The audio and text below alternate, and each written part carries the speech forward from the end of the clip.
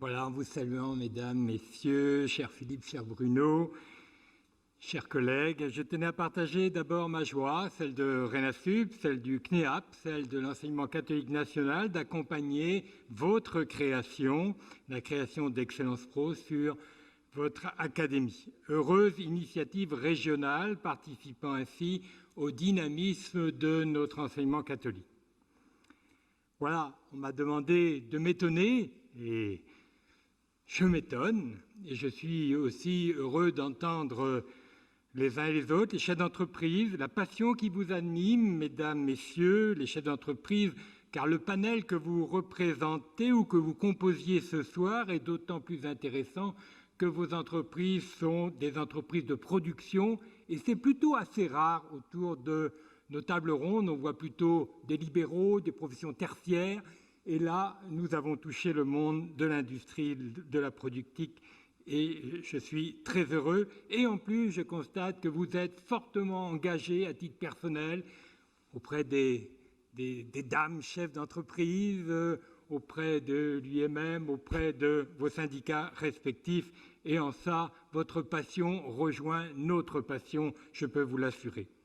J'entends la nécessité de former les futurs collaborateurs de vos entreprises, la nécessité d'une montée en compétences technologiques, les technologies nouvelles, pas prendre de retard entre le temps d'enseignement et le temps de l'entreprise, l'importance que vous portez au savoir-être, alors on a entendu des mots, l'adaptabilité, le respect, l'esprit d'équipe, la rigueur, l'intelligence émotionnelle, l'empathie, l'entrepreneuriat. Voilà. Et nous avons déjà l'habitude de travailler avec des associations comme Entreprendre pour apprendre, par exemple, donc on se rejoint. J'entends la nécessité, vous l'avez rappelé, de vendre vos métiers. Terrible, vendre vos métiers. J'ai bien aimé l'expression. De recruter notamment dans les secteurs en tension, c'est ce qu'on attend, en vérifiant que beaucoup de secteurs sont en tension, même ceux que l'on n'attendait pas il y a 2-3 ans dans l'hôtellerie et que maintenant ils sont redevenus en tension, par exemple. J'entends la nécessité et ce mot très aimable que vous avez eu en disant « il faut prendre soin de nos stagiaires, prendre soin des personnes ». Voilà aussi qui nous rejoint. Autant de défis que chaque structure de l'enseignement catholique relève tous les jours, essaye de relever tous les jours et je peux dire relève tous les jours. Et dans le cas présent de notre soirée, l'enseignement catholique se met en capacité de répondre collectivement à un territoire qui est le vôtre, avec cette symbolique de l'hôtel de région, de répondre à un tissu économique en s'unissant sous la même bannière Excellence Pro Académie de Lyon. Nous l'avons dit, vous l'avez dit, le contexte et les mentalités changent, les liens école-entreprise, on peut presque dire c'est plus un gros mot. Rappelez-vous, les générations précédentes, lorsqu'on imaginait que une école, une université pouvait travailler au service de l'entreprise, alors c'était 68. Maintenant, je crois qu'il y a une certaine réconciliation, vous l'avez aussi dit. Alors surfons, c'est l'invitation sur la vague en renforçant l'interpénétration, c'est le mot que j'ai essayé de concevoir, les uns allant chez les autres, les uns rencontrant les autres. Est-ce que vous avez parlé de l'inertie du système, c'est vrai, l'éducation nationale est dans... Voilà, il faut du temps pour évoluer, quand on évolue trop vite, on sent quand même que les syndicats sont à la manœuvre et on fait des marches arrière, ce qui nous fait aussi, nous, avoir des comportements quelquefois un petit peu difficiles. On a vu ça et on l'a subi au moment de la Covid, mais enfin, il n'y a pas que ça. Mais des solutions comme l'apprentissage, puisque c'est quand même, voilà, c'est en train de révolutionner, on ne peut pas trouver d'autres mots, l'offre de formation, notre offre de formation. Dans le même temps, au niveau national, nous avons perdu 3000 jeunes en première année de BTS, nous avons gagné 5800 apprentis, dans le même temps, dans la même classe, le même niveau, la première année de BTS. Est-ce bien, est-ce pas bien? Je ne sais pas encore, on n'a pas le recul nécessaire pour analyser, mais on doit en faire un constat. Et vous, amis, chers collègues, si vous n'êtes pas embarqués dans l'apprentissage, je pense que vous prenez des trains de retard. Le contexte, les mentalités évoluent. 30% aujourd'hui des étudiants dans l'enseignement catholique, des étudiants, donc dans l'enseignement supérieur, de Bac plus 1, plus 2, plus 3, plus 4, plus 5, 30% de ces étudiants, à cette rentrée-là, sont dans un modèle d'apprentissage.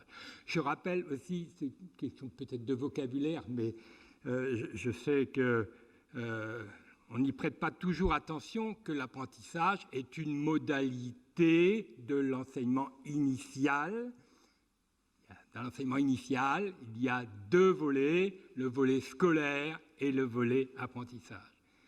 Et par opposition à la formation initiale, il y a la formation continue, et vous en avez dit aussi. En conclusion, parce qu'on m'a dit d'être rapide, je voudrais vous rassurer sur nos intentions globales de l'enseignement catholique. Oui, l'enseignement catholique, y compris son association de parents d'élèves, 930 000 familles adhèrent à l'appel, attache aujourd'hui de l'importance aux formations professionnalisantes de notre réseau. Nous avons utilisé le mot professionnalisante pour englober toutes les formations qui touchent à la formation vers une entreprise du CAP au Bac plus 5. Oui, l'enseignement catholique veut développer cette offre qui est une offre sociétale. On parle de Bac-3, Bac plus 3, et toute famille voit en son fils ou en sa fille la possibilité d'aller jusqu'au Bac plus 3. Il faut que l'enseignement catholique puisse y répondre, et là, ça nous met dans des situations de création, notamment de bachelor, de titres RNCP de niveau 6, avec toutes les difficultés que Véronique vient de nous rappeler sur la création de titres, sur la validation des titres. Je sais, c'est très difficile, et pourtant, nous ne pouvons pas, de par la loi, ou alors c'est difficile, il faut trouver des partenaires, nous ne pouvons pas créer des licences, et donc nous utilisons le mot bachelor, qui est une marque commerciale, en réalité, d'un titre RNCP. Donc à nous aussi d'aller construire ça, et pour le coup, on a quand même plus de latitude, moins d'inertie, moins de DGH à aller construire. Oui, l'enseignement catholique doit s'intéresser plus qu'elle ne fait à la formation continue, parce que c'est un pacte d'aller à la rencontre de l'entreprise, et l'entreprise venant à notre rencontre doit aussi trouver ce service de mettre à niveau un certain nombre de leurs salariés. Nous avons entendu des câbleurs qui vont passer automaticiens. Eh bien, il faut que l'on puisse aider l'entreprise à former ses personnels. Voilà. Et là, on touchera vraiment, on ira au bout du système, c'est-à-dire que nos formateurs, nos enseignants seront en contact avec des personnels vraiment au cœur des métiers. Et pour un certain nombre d'enseignants qui sont un peu loin de l'évolution des entreprises, ils pourront, en dialogue avec les personnels, monter à la fois en compétences, partager des compétences et être encore plus au service des entreprises. Vous nous avez donné comme exemple tout à l'heure Thierry Marx, avec lequel nous avons signé les collèges chez nous pour préparer des bachelors sur 6 de nos établissements en France. On a signé un partenariat avec lui. Il est aussi présent dans d'autres niveaux, mais c'était pour, clin d'œil à clin d'œil. Le tout au long de la vie, la VAE. Il faut qu'il s'engage. Calliope nous invite à y aller autour de la VAE.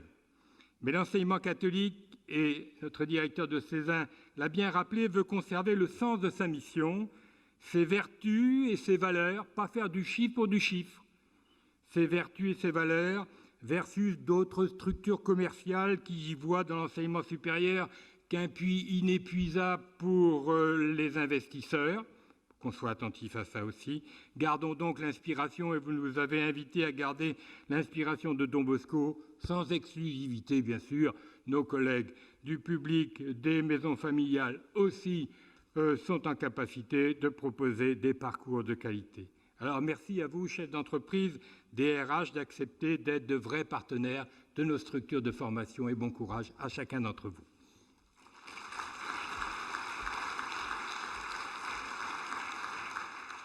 Peut-être juste pour rappeler à nos partenaires qui sont là pourquoi la signature de cette charte. Dans l'enseignement catholique, il y a plusieurs, on peut dire, fédérations, organisations professionnelles qui fédèrent les chefs d'établissement, les centres de formation, et se mettre tous ensemble avec les entreprises, c'était aussi être capable, nous, de nous mettre tous ensemble pour travailler à comment on peut répondre à vos besoins, comment on peut répondre à la commande que vous nous avez fait ce soir. Donc parmi nos organisations, nous avons l'UNEETP, nous avons le NEAP, le CNEAP, le SNEL, le SINADIC et RENASUP. Donc je vais appeler pour signer Richard Gris pour le RENASUP, pour le SINADIC Marc Bouchacourt, pour le SNEL c'est Monsieur Thierry Franc qui va signer à la place de Monsieur Nicou, pour le CNEAP c'est Hervé Barès qui est là, voilà, je le vois. Pour le NEAP, c'est David Messa. Et je crois que l'UNEDP, ça sera Esther Milan qui est là, voilà. Si vous pouvez venir signer la charte qui nous met en route.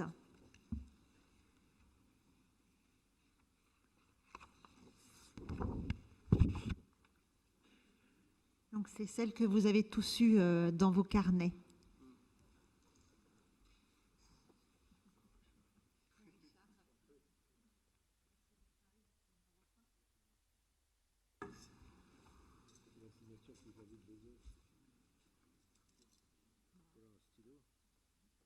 C'est pas très Covid le stylo, mais...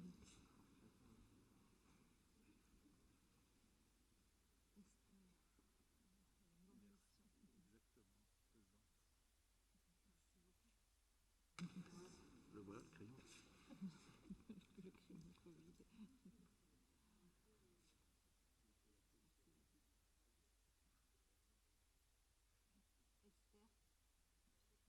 À toi l'honneur de...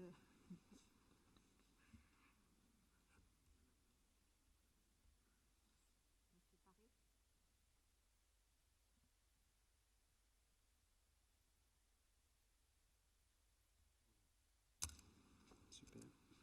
Bon, merci à vous tous.